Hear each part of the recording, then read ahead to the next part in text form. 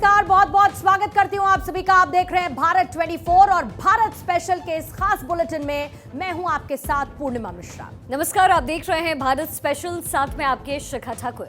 Bharat special के खास bulletin में आप सभी का बहुत बहुत स्वागत है। रात के 9 बज चुके हैं और हम हाजिर हैं दिन भर की उन तमाम खबरों के साथ जिनके साथ आपका सीधा सरोकार होगा। तो आज सबसे पहले हम बात करेंगे सनातन के अपमान पर मचे घमासान की। डीएमके नेता उदयनिधि स्टालिन ने जिस तरह सनातन को डेंगू मलेरिया बताया, उससे पूरे देश में इस वक्त गुस्सा है और विपक्षी गठबंधन इस पर घिरता हुआ नजर आ रहा है। और इसके बाद हम बात करेंगे देश का सम्मान बढ़ाने वाली खबर G20 की।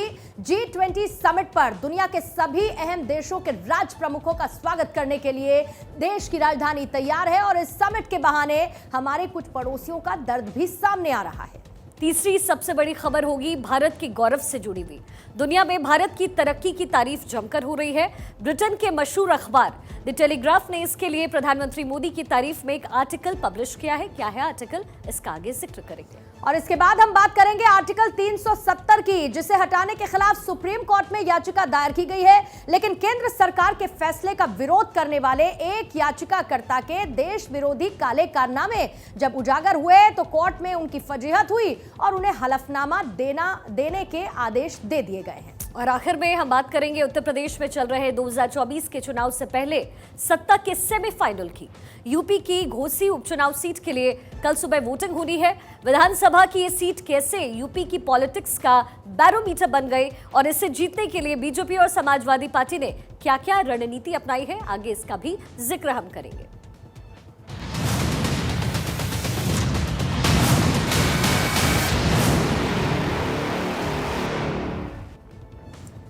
और आइए शुरुआत अब भारत स्पेशल की करते हैं। सबसे पहले INDIA गठबंधन की बात करेंगे, जिसकी मुंबई में अहम बैठक होती है और बैठक के ठीक 3 दिन बाद गठबंधन के दूसरे सबसे बड़े दल यानी DMK के एक नेता विवादित बयान दे देते हैं। सनातन धर्म की तुलना डेंगू और मलेरिया से कर देते हैं। सनातन धर्म के खिलाफ अपनी पार्टी की दशकों पुरानी परंपरा की तरफ चलने लगते हैं। बात जूनियर स्टालिन की हो रही है और उनके बयान के बाद देश भर में बवाल मचा हुआ है। और देखिए, हैरानी की बात तो ये है कि कांग्रेस की तरफ से भी इस बयान का समर्थन होता नजर आ रहा है, लेकिन सनातन के अपमान से साधु संत गुस्से में हैं और बीजेपी भी इंडिया गठबंधन पर हमलावर है।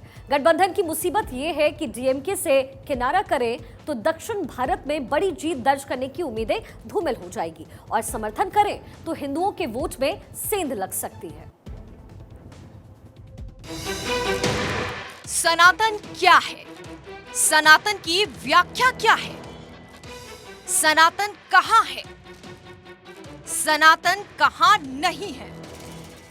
कौन सनातनी है और कौन सनातनी नहीं है? ये सवाल आज हिंदुस्तान में पूछा जाने वाला सबसे अहम सवाल है। इतना अहम कि राजनीतिक दलों की सारी जोर आजमाइश इस सवाल के इर्द गिर्द ही घूम रही है। ये सब कहीं न कभी न कभी जाके सनातन के आगे माथा टेकते हैं, तो उनकी सनातन के प्रति भावना दिखती है। पर जब ऐसे ध्रुव विरोधी, सनातन का जो ध्रुव विरोधी है, उस व्यक्ति के साथ आप संगठन करते हैं तो फिर 100 करोड़ लोग आप पर भी डाउट करते हैं। एज ए धर्मगुरु, सनातनी धर्मगुरु होने के नाते मैं कहता हूं कि ऐसे संगठन को मत रखो, क्योंकि एक छोटी सी चिंगारी पूरे कुल का नाश कर देती है। तो उस चिंगारी को मत रखो अपने पास में, पहली बात। तो दूसरी बात यह है कि जब तक ऐसे व्यक्ति रहेंगे, संवैधानिक जिन पे मार नहीं पड़ेगी, तब तक ऐसा बयान देते रहेंगे। तो सनातनी जो जहां बैठे हैं, चाहे वो नेता हैं, अभिनेता हैं, पत्रकार हैं, कथाकार हैं, कलाकार हैं, बिजनेसमैन हैं, जज हैं, DM हैं, SP हैं, उन सबको अपने अधिकार के तहत रहकर सनातन की रक्षा करनी पड़ेगी, सनातन के लिए आवाज उठानी पड़ेगी। अगर आप सोचे कि हम घर में बैठे रहेंगे तो ये ऐसे चूहे ऐसे ही आते रहेंगे। सनातन की बात आज क्यों? सनातन पर आज क्या हुआ और सनातन पर आज किसने क्या किया, ये 3 तस्वीरों में समझिए।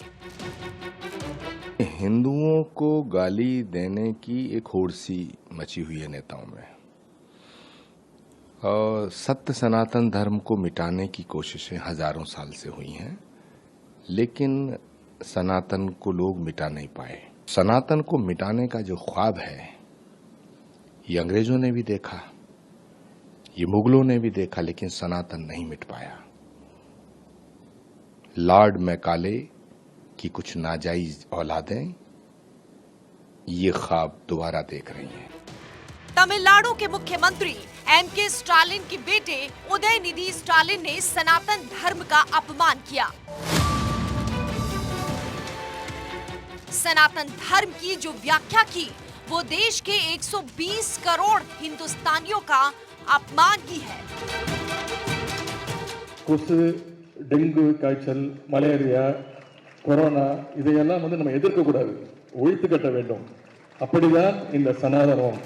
उदयनिधि स्टालिन कौन है, पहले ये जान लीजिए, फिर उनके बयान पर देश में मचे बवाल की भी बात करेंगे। तमिलनाडु के सीएम एमके स्टालिन के बेटे हैं उदयनिधि स्टालिन। चेपॉक तिरुवल्लीकेनी सीट से डीएमके विधायक हैं। तमिलनाडु सरकार में युवा कल्याण मंत्री हैं। डीएमके की यूथ यूनिट के सचिव हैं और साउथ की फिल्मों के एक्टर भी रह चुके हैं। सनातन धर्म को लेकर स्टालिन ने जो व्याख्या की है उसके बाद वो धर्म गुरुओं के निशाने पर हैं। देश के सनातनियों को ठीक नहीं लगी और स्टालिन को सद्बुद्धि देने की बात होने लगी।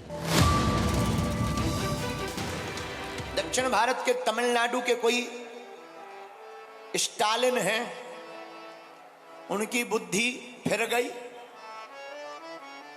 उनको अंदर से ऐसा लग रहा है जैसे उनका दिमाग खराब हो गया हो, पागल खाने की जरूरत है।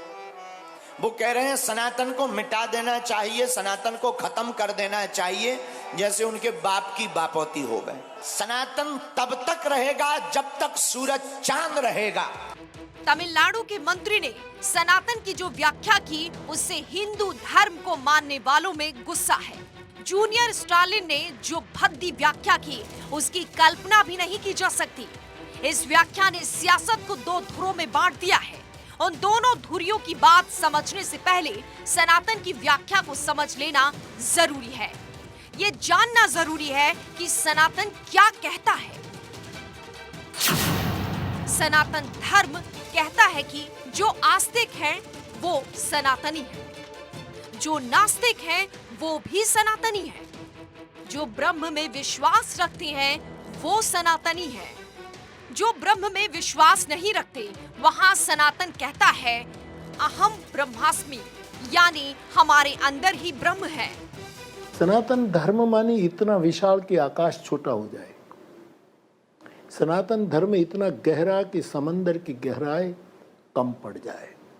सनातन धर्म एक ऐसा निष्पक्ष वायु है कि सबको छुए। तो हम धर्म को संकीर्ण करना नहीं चाहते, क्योंकि हमारे धर्म ने बताया कि गगन सिद्धांत, जिसका सिद्धांत आकाश जैसा हो। तो हम तो सब मूल सनातन वैदिक परंपरा के लोग हैं। सनातन धर्म पूरी दृष्टि से समाहित करने वाला धर्म है और जब इस धर्म की व्याख्या बीमारियों सरीखी की गई हो तो बीजेपी की बड़ी लीडरशिप ने मुद्दे को उठा लिया। इंडी अलायंस के दो प्रमुख दल डीएमके और कांग्रेस पार्टी, इनके बड़े नेता, एक वित्त मंत्री का बेटा और एक मुख्यमंत्री का बेटा, वो कह रहे हैं सनातन धर्म को समाप्त कर देना चाहिए। मुझे बताओ भाई, सनातन धर्म को समाप्त करने के लिए आप तैयार हो क्या? इन लोगों ने वोट बैंक की और तुष्टीकरण की राजनीति करने के लिए सनातन धर्म को समाप्त करने की बात की है। हमारी संस्कृति, हमारे इतिहास और सनातन धर्म का अपमान किया। बीजेपी स्टालिन के बयान के विरोध में उतर आई। देश की सनातनी परंपरा और हिंदू आस्था की बात कर रही है। हमें ये समझना होगा कि जूनियर स्टालिन के बयान का इतिहास कहां तक जाता है। दरअसल उदयनिधि स्टालिन ने जो बयान दिया उसकी नींव आजादी से पहले ही पड़ गई थी। 1916 में ईवी रामास्वामी उर्फ पेरियार ने जस्टिस पार्टी बनाई। 1939 में पेरियार और जस्टिस पार्टी ने द्रविड़ों के लिए द्रविड़ नाडु देश की मांग की। ई रामास्वामी ने 1944 में जस्टिस पार्टी में द्रविड़ कड़गम यानी कि डीके पार्टी बनाई। दोनों ही पार्टियों ने देश में ब्राह्मणवाद और जाति व्यवस्था का विरोध किया। 1940 में पेरियार ने भारत को 3 टुकड़ों में बांटने की बात की थी। पेरियार ने ब्राह्मण विरोधी और अलग देश की मांग 1957 तक जारी रखी। हालांकि कांग्रेस ने उनकी इस मांग को कभी समर्थन नहीं दिया।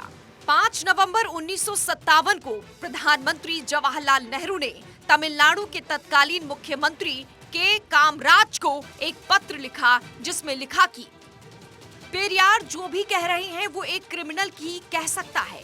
यदि वो ऐसा ही कहते रहे तो देश का मनोबल टूटेगा और सभी एंटी सोशल व अपराधी भी इसी तरह की बातें करने लगेंगे।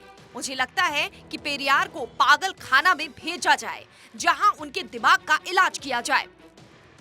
वहीं डीके पार्टी जो अलग द्रविड़ नाडु की मांग करती रही, अब डीएमके है और सीएम स्टालिन के बेटे अब सनातन का विरोध कर रहे हैं, या यूं कहें कि वो अपनी पार्टी के पूर्वजों की राह पर चलने की कोशिश कर रहे हैं, सनातन का अपमान कर रहे हैं और बीजेपी उनके इस अपमान के खिलाफ पुरजोर तरीके से मैदान में उतर आई है। सनातन धर्म के संबंध में डीएमके के जिस नेता ने बोला है, दयानिधि स्टालिन ने, उनके डीएमके के नेता से पूछा जाना चाहिए कि इसका स्पष्टीकरण उनके पास है कि नहीं है। उन्होंने कहा सनातन धर्म में बिल्कुल समाप्त कर देना चाहिए। क्या सनातन धर्म जाति पात और मजहब के आधार पर यह भेदभाव पैदा करने वाला धर्म है? मेरे बहनों भाई, सनातन धर्म ऐसा है जो यह संदेश देता है वसुधैव कुटुंबकम का।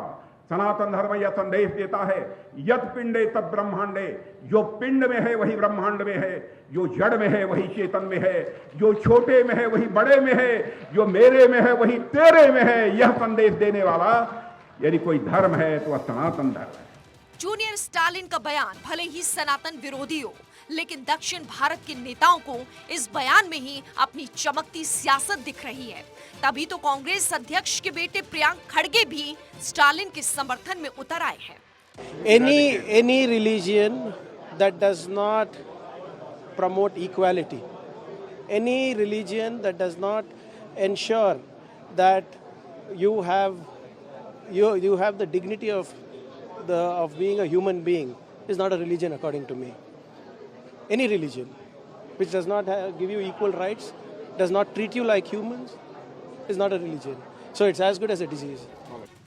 कांग्रेस नेता भी जब स्टालिन के समर्थन में उतर आए तो बीजेपी और भी हमलावर हुई। आरोप लगाया कि इंडिया गठबंधन सोची समझी रणनीति के तहत हिंदुओं का अपमान कर रहा है, सनातन धर्म का अपमान कर रहा है। इंडिया अलायंस की मीटिंग हुई है, घमंडिया समूह की मीटिंग हुई है। उस कन्वेंशन में उन्होंने कन्वेनर तय नहीं कर पाया, नेता तय नहीं कर पाए, लेकिन नीति तय कर दिए। नीति उन्होंने तय किया सनातन को नीचा करना। इसलिए कभी उदयनिधि, कभी कार्ति चिदम्बरम, कभी प्रियंका खड़गे, कभी बिहार की शिक्षा मंत्री नीतीश जी के शिक्षा मंत्री, कभी युवराज अखिलेश यादव जी के प्रमुख नेता स्वामी प्रसाद मौर्य जी, कभी केजरीवाल जी के नेता गौतम जी, ये सब एक योजना के तहत अलग अलग समय में इस काम पे लग गए हैं। दरअसल सनातन धर्म का अपमान करने के पीछे वाकई एक सोची समझी रणनीति काम कर रही है। बारी बारी से सनातन धर्म का अपमान किया जा रहा है और ये किसी एक राज्य में नहीं हो रहा है, बल्कि इसके पीछे इंडिया गठबंधन की तमाम पार्टियां शामिल हैं। 11 जनवरी 2023 को जेडीयू नेता और बिहार के शिक्षा मंत्री चंद्रशेखर ने रामचरितमानस पर विवादित बयान दिया और ग्रंथ को समाज में नफरत फैलाने वाला बताया।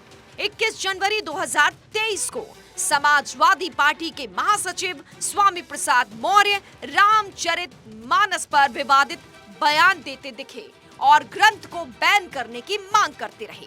आम आदमी पार्टी के गोपाल इटालिया कह चुके हैं कि हिंदुओं को मंदिर नहीं जाना चाहिए और कांग्रेस के वर्तमान अध्यक्ष मल्लिकार्जुन खड़गे सनातन धर्म का अपमान कर चुके हैं। ये जो ग्रंथ हैं नफरत को बोने वाले, एक युग में मनुस्मृति, दूसरे युग में रामचरितमानस और तीसरे युग में गुरु गोवलकर का बंच ऑफ थॉट, ये दुनिया को हमारे देश को, समाज को नफरत में बांटती है। नफरत देश को महान नहीं बनाएगा, जब भी कभी महान बनाएगा तो मोहब्बत ही बनाएगा। रामचरितमानस के कुछ अंश जिसमें जातियों को इंगित करते हुए, वर्ग विशेष को इंगित करते हुए, वर्ण विशेष को इंगित करते हुए कटाक्ष किया गया है, अपमानजनक टिप्पणियां की गई हैं। उन अपमानजनक टिप्पणियों को प्रतिबंधित किया जाना चाहिए, ये हमारी मांग है। कोई आइसोलेशन में दिया गया बयान नहीं है। This is not an statement given in isolation, but it is having a complete consequential sequence. आप पिछले कुछ समय से देखिए, बिहार के शिक्षा मंत्री पहले हिंदू धर्म ग्रंथों के बारे में बयान देते हैं, ये भी INDIA/घमंडिया के घटक दल हैं। जूनियर स्टालिन के विवादित बयान पर इंडिया गठबंधन के बड़े नेता अब तक मौन साधे बैठे हैं। किसी भी बड़े नेता ने बयान को गलत नहीं बताया है, इसके पीछे की सियासी मजबूरी भी समझ लीजिए। इंडिया गठबंधन में 26 पार्टियां शामिल हैं, जिसमें से कांग्रेस के पास 52 लोकसभा सांसद हैं। दूसरे नंबर पर है DMK, जिसके पास 23 लोकसभा सीट है। 23 ही लोकसभा सीट TMC के भी पास है। JDU के पास 16 लोकसभा सीट है। समाजवादी पार्टी के पास 3 लोकसभा सीट है।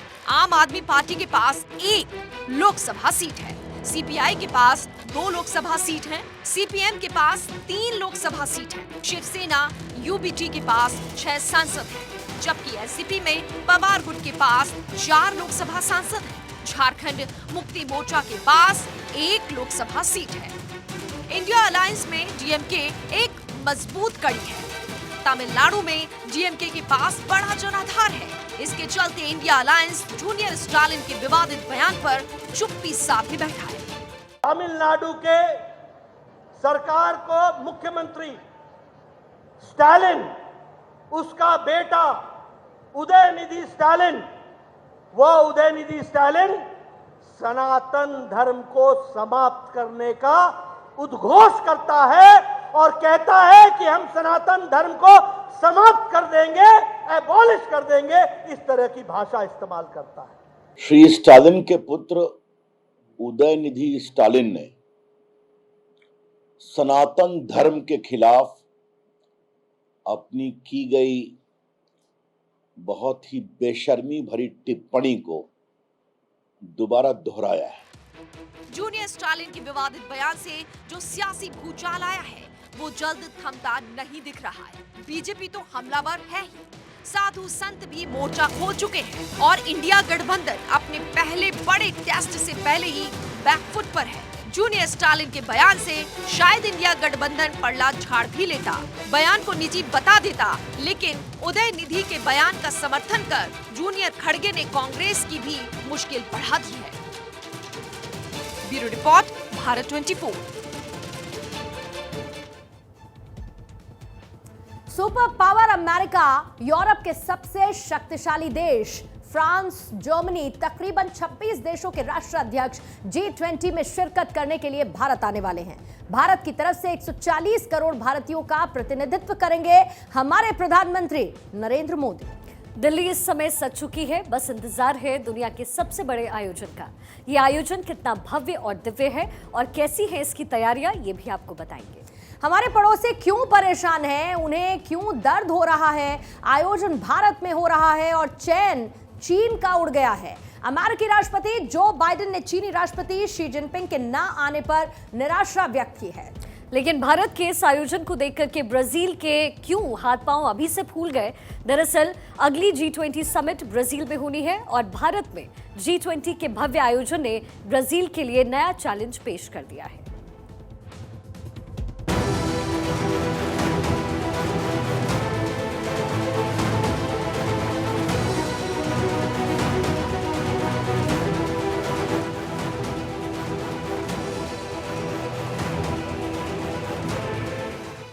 दुनिया का सबसे बड़ा मंच सजेगा, मोदी का डंका बजेगा।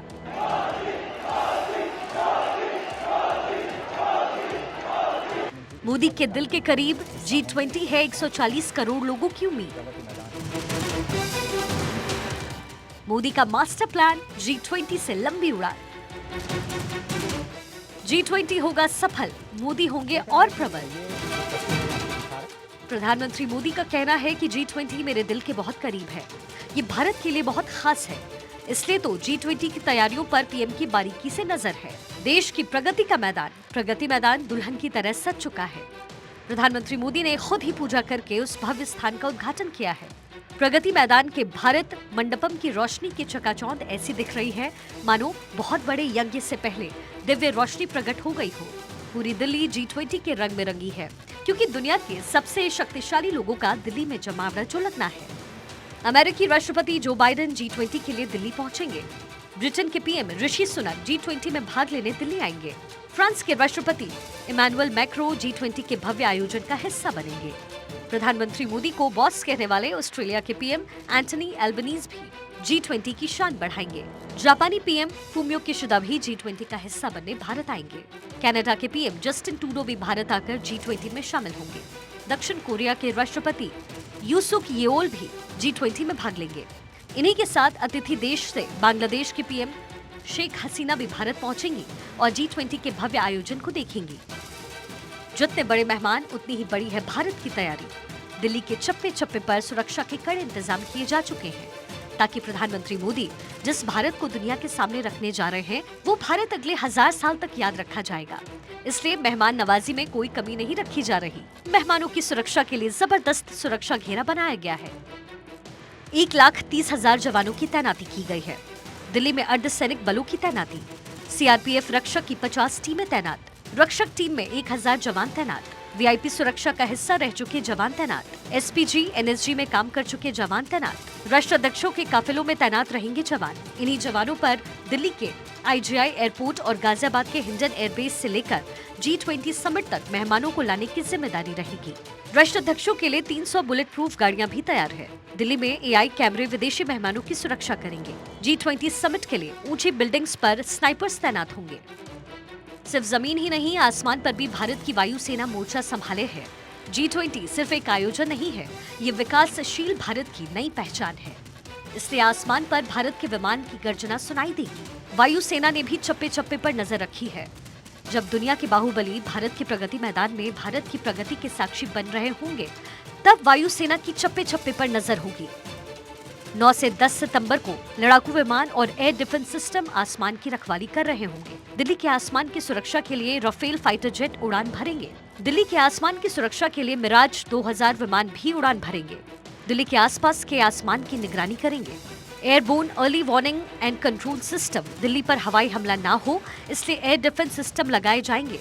रूस से खरीदे गए S-400 को भी निगरानी और सुरक्षा के लिए तैनात किया जाएगा। S-400 600 किलोमीटर तक की निगरानी कर सकता है। दिल्ली के आसपास NRSAM तैनात होगा। इसकी रेंज 70 किलोमीटर है। ये लड़ाकू विमान से लेकर मिसाइल तक हर खतरे से निपट सकता है। दिल्ली की सुरक्षा के लिए आकाश एयर डिफेंस सिस्टम तैनात किया जाएगा। आकाश एयर डिफेंस सिस्टम की रेंज 25 किलोमीटर है। ड्रोन से पैदा होने वाले खतरे के लिए एंटी ड्रोन सिस्टम तैनात किए जाएंगे। इसके साथ ही एंटी एयरक्राफ्ट गन्स भी तैनात किए जाएंगे। इसके अलावा वायुसेना की टीमें भी तैयार रहेगी। Hindon, Ambala, Bareilly airbase alert mode पर। लड़ाकू विमानों को भी अलर्ट पर रखा गया है। G20 सिर्फ एक मीटिंग नहीं है, ये भारत के भविष्य का ट्रेलर है। ये विकसित भारत की नींव है। न्यूज एजेंसी PTI को दिए इंटरव्यू में प्रधानमंत्री मोदी ने G20 को दिल के सबसे करीब बताया। अब भारत को कोई नहीं रोक सकता। अब भारत डेवलपिंग नहीं, डेवलप्ड नेशन बनने वाला है। भारत ने G20 को लेकर के जो रोड मैप तैयार किया वो देख सारी दुनिया हैरान है। प्रधानमंत्री मोदी ने पीटीआई को दिए अपने इंटरव्यू में साफ साफ कह दिया कि आज भारतीयों के पास विकास की नींव रखने का शानदार मौका है, जिसे अगले हजारों वर्षों तक याद रखा जाएगा। लंबे समय तक भारत को 1 अरब भूखे पेट वाले देश के रूप में देखा जाता रहा। अब ये 1 अरब महत्वाकांक्षी मस्तिष्क और 2 अरब कुशल हाथों वाला देश है। हमारे लोगों के जीवन की गुणवत्ता दुनिया के सर्वश्रेष्ठ देशों के बराबर होगी। प्रकृति और संस्कृति दोनों की देखभाल करते हुए इसे हासिल करेंगे। कभी केवल एक बड़े बाजार के रूप में देखा जाने वाला भारत अब वैश्विक चुनौतियों के समाधान का हिस्सा है। भारत की G20 अध्यक्षता का विषय वसुधैव कुटुंबकम सिर्फ एक नारा नहीं बल्कि व्यापक दर्शन है, जो हमारे सांस्कृतिक लोकाचार से लिया गया है। इस बार G20 के भव्य आयोजन से पहले G20 की जो मीटिंग देश भर में की गई, उन्हें देखकर G20 के मेहमान तो गदगद थे, लेकिन हमारे दुश्मन पड़ोसी तड़प रहे थे। वो इन मीटिंग्स पर सवाल उठा रहे थे, लेकिन पीएम ने क्लियर कर दिया कि हमें कोई फर्क नहीं पड़ता। भारत की संस्कृति और विविधता को दर्शाने के लिए सरकार ने देश के अलग अलग हिस्सों में G20 की बैठकें आयोजित की थी। ये बैठकें अरुणाचल प्रदेश और जम्मू कश्मीर में भी आयोजित की गई। इस पर चीन और पाकिस्तान ने आपत्ति जाहिर की, क्योंकि चीन अरुणाचल प्रदेश को और पाकिस्तान जम्मू कश्मीर को विवादित मानते हैं। प्रधानमंत्री मोदी ने चीन पाकिस्तान की आपत्तियों को खारिज करते हुए कहा कि ये सवाल उस वक्त वैध होता अगर हमने उन जगहों पर बैठकें करने से परहेज किया होता। हमारा देश विशाल और विविधताओं से भरा है। जब देश में G20 बैठकें हो रही हैं, तो ये स्वाभाविक है कि ये देश के हर हिस्से में आयोजित की जाएगी। लेकिन पीएम की इन बातों को सुनकर चीन परेशान है। चीनी राष्ट्रपति शी जिनपिंग तो डर के मारे भारत नहीं आ रहे, क्योंकि जिनपिंग को डर है कि अगर G20 मीटिंग में भारत गया तो दुनिया का सामना कैसे करूंगा, क्योंकि जिनपिंग जानते हैं कि वो जब भारत आएंगे तो सवाल पूछे जाएंगे। भारत के अक्साई चीन और अरुणाचल प्रदेश को चीन का हिस्सा कैसे बताया गया? दक्षिण चीन सागर में अपने पड़ोसी देशों के कुछ द्वीपों को कैसे अपना हिस्सा बता दिया? ताइवान को कैसे अपने नक्शे में शामिल किया? भारत के साथ सीमा विवाद पर आप हल क्यों नहीं निकाल रहे? साउथ चाइना सी पर आप क्यों साजिश रच रहे हैं? जब से भारत को G20 की अध्यक्षता मिली है, तब से ही चीन का चैन उड़ गया है। चीन लगातार G20 बैठकों में अड़ंगा लगाने की कोशिश कर रहा है। राष्ट्रपति शी जिनपिंग भारत को मिली G20 की अध्यक्षता से बिल्कुल भी खुश नहीं है, इसलिए जिनपिंग भारत नहीं आना चाहते। भारत में G20 की बैठक में अमेरिका, ब्रिटेन, जर्मनी जैसे विकसित देश आ रहे हैं, लेकिन चीन नहीं, क्योंकि चीन को भारत के विकसित होने से डर लग रहा है। यही कारण था कि चीन ने तो G20 में दिए भारत के नारे पर भी सवाल उठाए, लेकिन पीएम ने उसका भी जवाब देकर चीन को चारों खाने चित कर दिया। दरअसल चीन ने कहा था कि G20 पर लिखा नारा संस्कृत में है और यूएन संस्कृत को मान्यता नहीं देता, इसलिए भारत को वसुधैव कुटुंबकम को हटाने की जरूरत है। लेकिन पीएम ने कहा कि भारत की G20 अध्यक्षता का विषय वसुधैव कुटुंबकम सिर्फ एक नारा नहीं, बल्कि देश के सांस्कृतिक लोकाचार से निकला एक व्यापक दर्शन है। शायद इससे बड़ा चीन को कोई और जवाब नहीं दिया जा सकता, इसलिए तो चीन परेशान, हताश और निराश हो चुका है। अमेरिकी राष्ट्रपति जो बाइडेन ने भी चीनी राष्ट्रपति के G20 में शामिल न होने पर सवाल उठाया है। दरअसल बाइडेन चाहते थे कि शी जिनपिंग आए और उन्हें सारी दुनिया के सामने एक्सपोज किया जाए। For this disaster here. The answer is I hope you attend.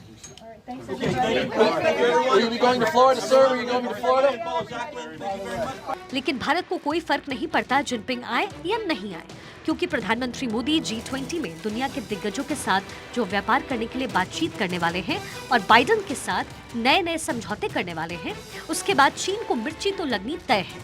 क्योंकि पीएम मोदी ने 2047 में भारत को विकसित देश बनाने का टारगेट सेट कर लिया है, और प्रधानमंत्री जब टारगेट सेट कर लेते हैं तो फिर उसे करके ही दम लेते हैं। भारत के इस भव्य आयोजन को देखकर आने वाले G20 की अध्यक्षता लेने वाले ब्राजील के हाथ पैर फूल चुके हैं। मशहूर आर्किटेक्ट दिक्षु कुकरेजा ने ब्राजील को लेकर जो जानकारी दी है वो गर्व करने वाली है। कुकरेजा ने कहा है कि मैसूर में थिंक 20 की मीटिंग थी। ब्राजील के डेलीगेट्स मेरे पास आए, अगली समिट ब्राजील में होनी है। वो कहने लगे कि भारत ने जिस तरह मेजबानी की है, हमारे तो हाथ पैर फूल रहे हैं, समझ नहीं आ रहा कि कैसे इसका मुकाबला कर पाएंगे। प्रधानमंत्री मोदी और G20 के लिए सजे भारत मंडपम की डिजाइन को लेकर भी उन्होंने कहा कि सारी दुनिया से आए डेलीगेट्स भारत मंडपम को देखकर झूम उठेंगे। इसके कण कण में भारत की खुशबू है। इसीलिए तो प्रधानमंत्री मोदी ने विधि विधान से पूजा करके इसका उद्घाटन किया था। आज इसकी भव्यता देखकर हर भारतीय गर्व महसूस कर रहा है और G20 की फाइनल मीटिंग के बाद सारी दुनिया भारत के इस आयोजन को लेकर भारत को नए नजरिए से देखेगी। हिंदुस्तान की ताकत की मुरीद दुनिया हो रही है और वो भी भारत के आगे सिर झुका रहे हैं जो दशकों से भारत की ताकत को नजरअंदाज करते रहे, जो भारत के खिलाफ प्रोपेगेंडा चलाते रहे। ब्रिटिश अखबार द टेलीग्राफ ने प्रधानमंत्री मोदी की ताकत का लोहा माना है। दुनिया की तीसरी सबसे बड़ी अर्थव्यवस्था बनने की तरफ बढ़ रहा भारत अब दुनिया की आंखों का तारा बन रहा है। द टेलीग्राफ अखबार ने एक आर्टिकल छापा है और इस आर्टिकल की हेडलाइन ही भारत की ग्रोथ रेट की कहानी को बताती है। The mega trends that are putting rocket fuel into Modi's new India. यही वो स्टोरी है जो भारत का झंडा बुलंद कर रही है। अखबार ने भारत में हर स्तर पर जारी सुधारों की बात दिल खोल करके की। ऐसे में कभी मौके आते हैं जब विदेशी मीडिया भारत की तारीफ करे, लेकिन लगातार आगे बढ़ रहे भारत ने विदेशी मीडिया को भी नतमस्तक होने के लिए मजबूर कर दिया है।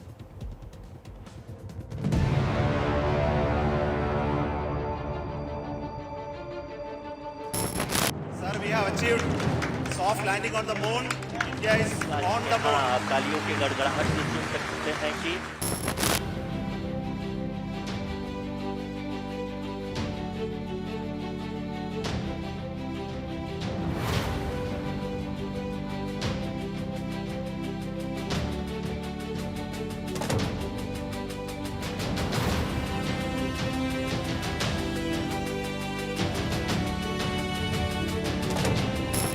प्रधानमंत्री नरेंद्र मोदी के नेतृत्व में भारत दुनिया की तीसरी आर्थिक महाशक्ति बनने की ओर जिस तेजी से कदम बढ़ा रहा है, उसी तेजी से विदेशी मीडिया भी पीएम मोदी के कामकाज का मुरीद होता जा रहा है। ब्रिटेन के अखबार द टेलीग्राफ ने दुनिया में भारत की बढ़ती धमक को लेकर एक आर्टिकल प्रकाशित किया, जिसके लिए पीएम मोदी के नेतृत्व की तारीफ की गई है। द टेलीग्राफ ने न्यू इंडिया की इस जर्नी के लिए 4 कारणों को अहम माना है।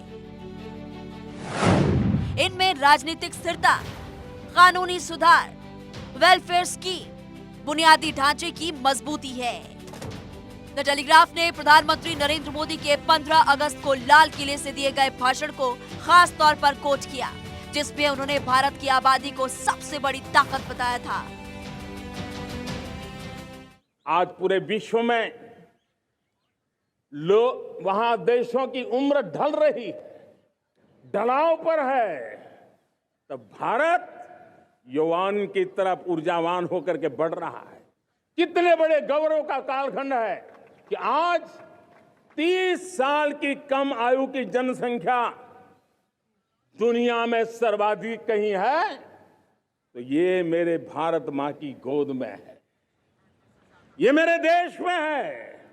और 30 साल से कम उम्र की नौजवान हो मेरे देश के पास हो, कोटि कोटि भुजाएं हो, कोटि कोटि मस्तिष्क हो, कोटि कोटि सपने, कोटि कोटि संकल्प हो।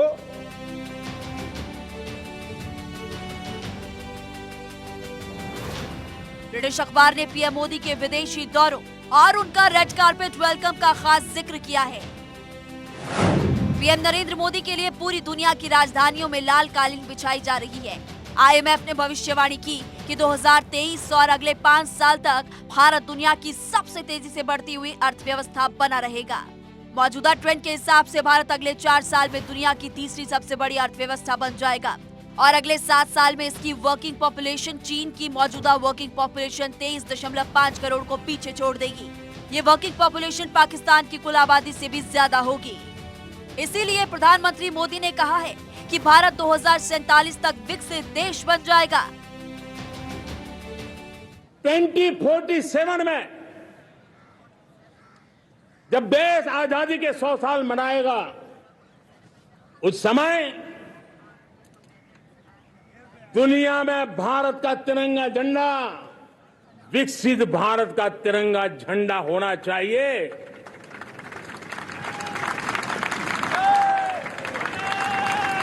रत्ती भर भी हमें रुकना नहीं है, पीछे नहीं हटना है।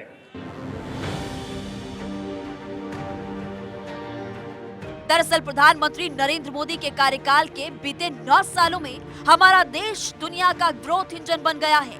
जब 2014 में नरेंद्र मोदी प्रधानमंत्री बने थे तब भारत की जीडीपी 112 लाख करोड़ रुपए के आसपास थी और आज भारत की जीडीपी 272 लाख करोड़ रुपए से ज्यादा है। भारत दुनिया की 5वीं सबसे बड़ी अर्थव्यवस्था है। मोदी सरकार में आम आदमी की कमाई में भी बड़ा इजाफा हुआ है। 2014 से पहले आम आदमी की सालाना कमाई 80,000 रुपए से भी कम थी, जो मौजूदा वक्त में 1,70,000 रुपए से ज्यादा हो चुकी है।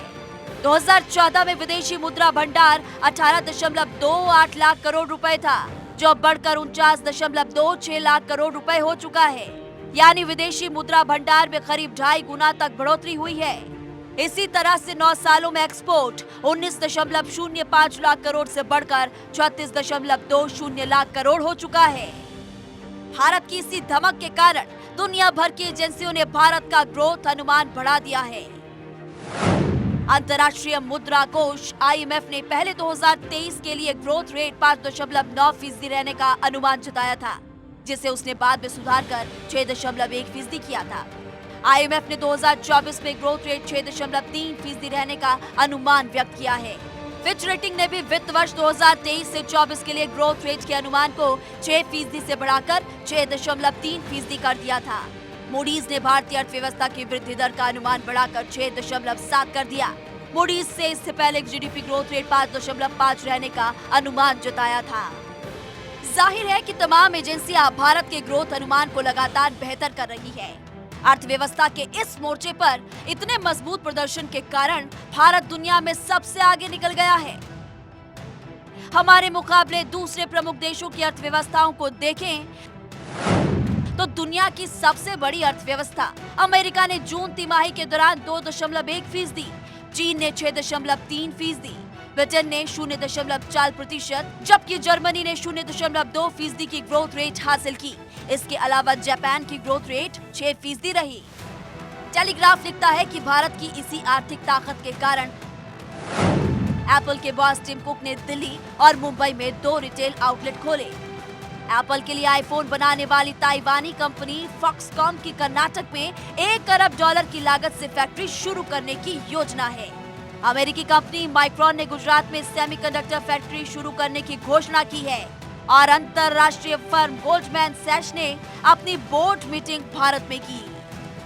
लेकिन भारत केवल अर्थव्यवस्था के लिहाज से तरक्की नहीं कर रहा, बल्कि हर क्षेत्र में कामयाबी और ऊंचाइयों की मिसाल कायम कर रहा है।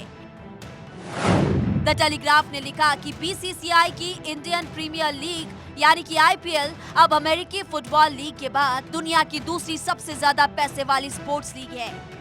इसके अलावा दुनिया भर की एंटरटेनमेंट इंडस्ट्री में भी भारत का जलवा दिख रहा है। द टेलीग्राफ ने लिखा, हाल ही में रिलीज हुई स्पाइडरमैन अक्रॉस द स्पाइडर-वर्स किसी भारतीय सुपर हीरो को दिखाने वाली पहली अमेरिकी ब्लॉकबस्टर एनिमेटेड फिल्म है। ये फिल्म गर्मियों में पूरे भारत के खचाखच भरे सिनेमाघरों में प्रदर्शित हुई।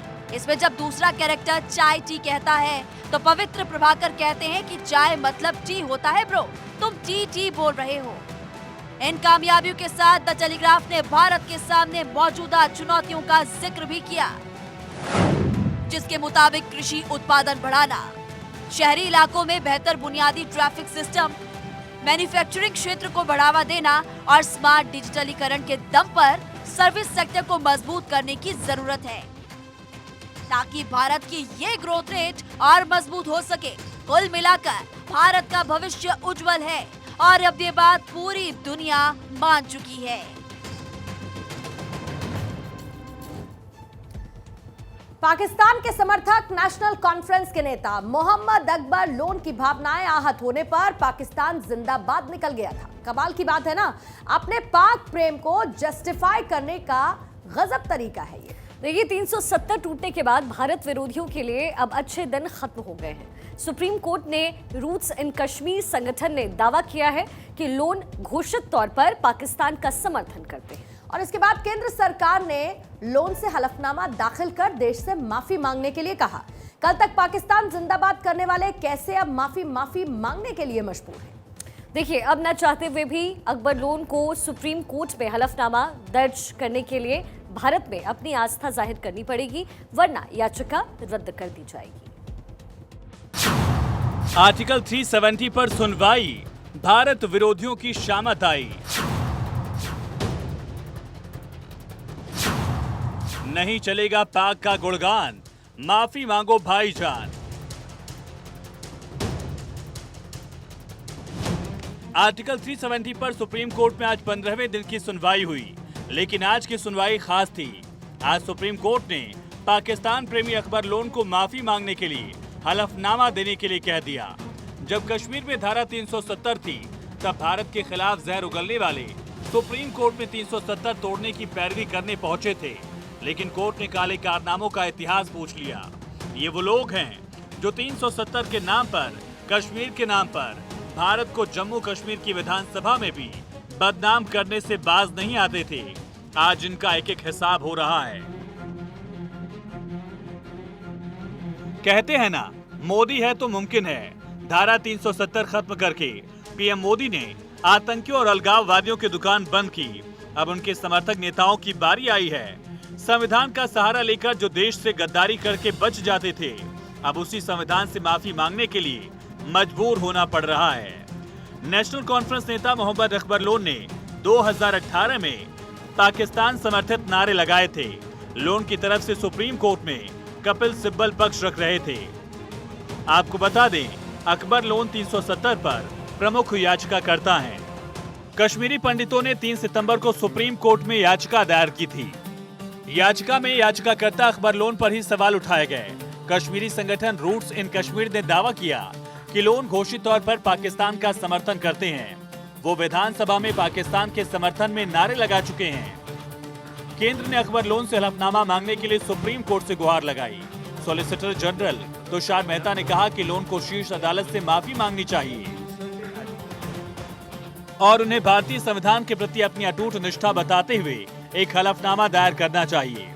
सॉलिसिटर जनरल तुषार मेहता ने अदालत में कहा, उन्हें जम्मू कश्मीर में पाकिस्तान प्रायोजित अलगाववादी और आतंकवादी गतिविधियों की निंदा करनी चाहिए। वो संसद के सदस्य हैं, उन्हें जिम्मेदारी से काम करना चाहिए। इसके बाद सुप्रीम कोर्ट ने लोन के वकील कपिल सिब्बल को अपने मुवक्किल को प्रभावित करने के लिए 1 दिन के भीतर 1 पेज का हलफनामा दाखिल करने के लिए कहा। जो लोन कल तक संविधान का सहारा लेकर देश विरोधी हरकतें कर रहे थे, आज भारत के संविधान के सामने झुकने के लिए मजबूर हैं। सुप्रीम कोर्ट ने लोन को फटकार लगाते हुए कहा, हलफनामा दाखिल कीजिए जिसमें भारत के संविधान के प्रति निष्ठा की शपथ हो और देश की संप्रभुता को स्वीकार करने की बात हो। सुप्रीम कोर्ट ने यह भी कहा, अगर वो अनुच्छेद 32 का इस्तेमाल करते हुए सुप्रीम कोर्ट में आते हैं तो उन्हें भारत की संप्रभुता, इसके संविधान, इस तथ्य को भी स्वीकार करना होगा कि जम्मू कश्मीर भारत का अभिन्न अंग है। अकबर लोन को अपनी नापाक हरकतों के लिए देश से माफी मांगनी होगी, वरना उनकी याचिका खारिज कर दी जाएगी। केन के स्टैंड के बाद कोर्ट में लोन को हलफनामा देना ही पड़ेगा। इस बीच कपिल सिब्बल ने कहा, अगर उन्हें इस घटना के बारे में पता होता तो वो लोन के लिए पेश नहीं होते। लेकिन कमाल की बात है कि अब तक 370 पर देश विरोधियों के साथ खड़े सिब्बल लोन के नारों से चिंतित हैं। और अब खबर उत्तर प्रदेश से है। उत्तर प्रदेश के माऊ जिले की घोसी विधानसभा के लिए कल सुबह से वोटिंग शुरू होनी है। कहने को ये महज एक विधानसभा उपचुनाव है, लेकिन ये 2024 के लोकसभा चुनाव से सत्तारूढ़ एनडीए और विपक्षी गठबंधन INDIA के लिए लिटमस टेस्ट बन चुका है। इस उपचुनाव को जीतने के लिए जितनी ताकत योगी सरकार ने लगाई है, उतनी ही ताकत अखिलेश यादव की समाजवादी पार्टी ने भी लगाई। ये सीट पूर्वांचल इलाके में आती है, जहां पर 2022 में समाजवादी पार्टी को अच्छी खासी कामयाबी मिली थी। ये सीट भी समाजवादी पार्टी ने ही जीती थी, लेकिन यहां से विधायक दारा सिंह इस्तीफा देकर इस बार बीजेपी से चुनाव लड़ रहे हैं और जिन ओम प्रकाश राजभर ने पिछली बार समाजवादी पार्टी के लिए वोट मांगे थे, वो भी इस बार लोगों से कमल खिलाने की अपील कर रहे हैं।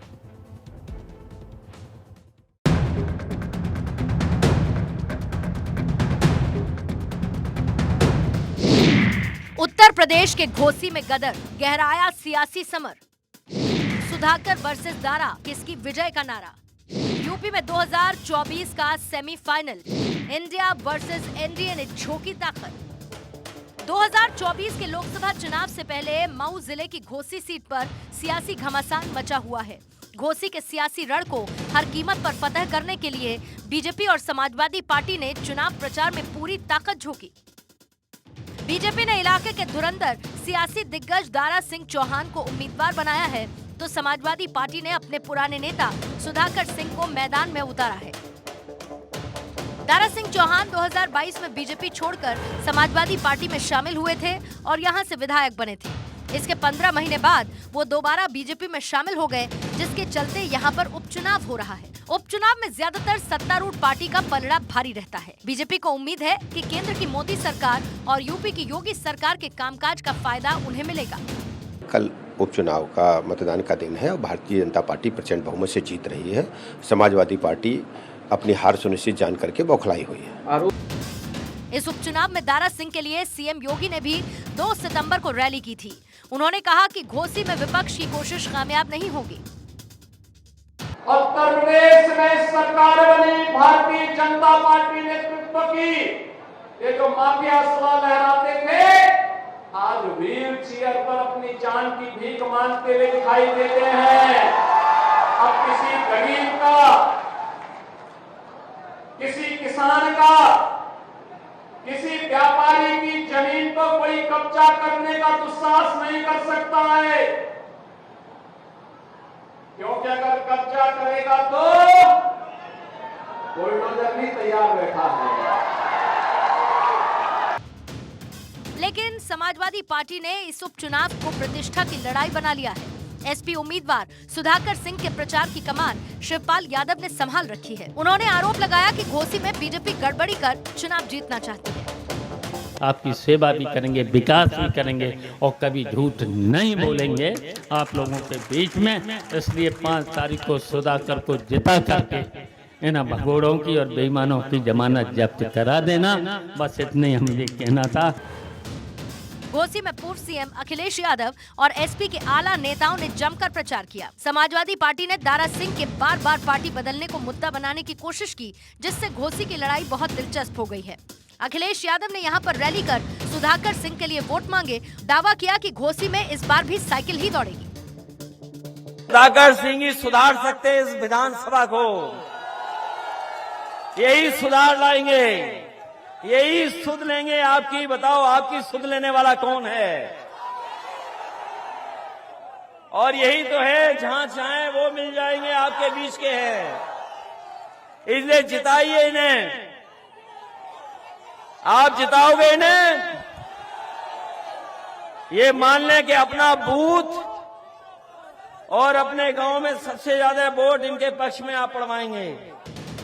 घोसी के उपचुनाव पर देश भर की नजर है, क्योंकि ये एनडीए और विपक्ष के इंडिया गठबंधन के बीच 2024 के आम चुनाव से पहले सेमीफाइनल माना जा रहा है। कांग्रेस, लेफ्ट पार्टियों और आरएलडी ने समाजवादी पार्टी को समर्थन दिया है, तो बीजेपी ने ओम प्रकाश राजभर को साथ लेकर सियासी समीकरण दुरुस्त करने की कोशिश की है। बीएसपी ने यहां पर अपना प्रत्याशी नहीं उतारा है और अपने वोटर से इस उपचुनाव में दूर रहने की अपील की है। 2022 के विधानसभा चुनाव में बीएसपी उम्मीदवार को यहाँ 54,000 वोट मिले थे। इसीलिए यहाँ पर बीएसपी वोटर्स का रुख भी चुनाव को प्रभावित कर सकता है। इसके अलावा ये सीट ओम प्रकाश राजभर के लिए भी बड़ी चुनौती है। बहरहाल बीजेपी इस लड़ाई को कितनी गंभीरता से ले रही है, इसका अंदाजा इसी बात से लग सकता है कि मंत्रियों और बीजेपी के दिग्गज नेताओं ने गांव-गांव जाकर प्रचार किया। हालांकि अब वोटिंग में कुछ ही घंटे बाकी हैं। यहाँ पर 8 सितंबर को चुनाव के परिणाम आएंगे। और इसी खबर के साथ आज के भारत स्पेशल में फिलहाल इतना ही। देश और दुनिया की छोटी बड़ी खबरों के लिए आप लगातार देखते रहिए भारत 24। नमस्कार।